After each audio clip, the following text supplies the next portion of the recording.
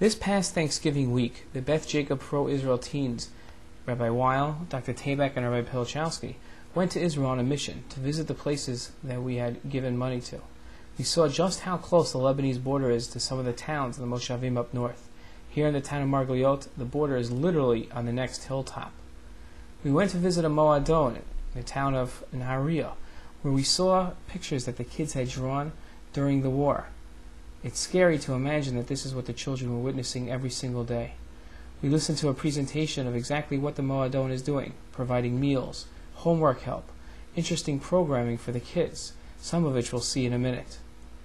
We were inspired by the work that the Moadon and the community was doing for these children and the help that they were providing them.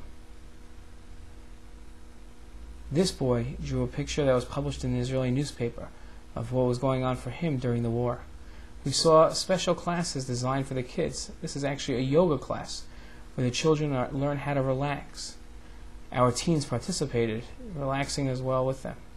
We went really far up north and listened to the head of the education of a regional committee explain to us how towns like Margaliot, like we saw before, with this hilltop just right there, were affecting. We went into a Gad, where we told stories to kids.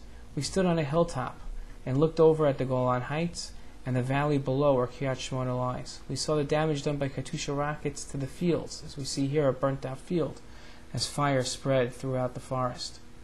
We went into a bomb shelter to see exactly what it would be like to live for a couple of weeks inside these enclosed areas. This was one picture of a scary bomb shelter that people actually lived in for 6 weeks, where on the first day a fire ripped through. We're seeing it as they lived it. This is exactly how people had to live for 6 weeks in this case. We went to a hospital in Safat, a special trauma center, where the director of the hospital explained to us how this room was used all the time.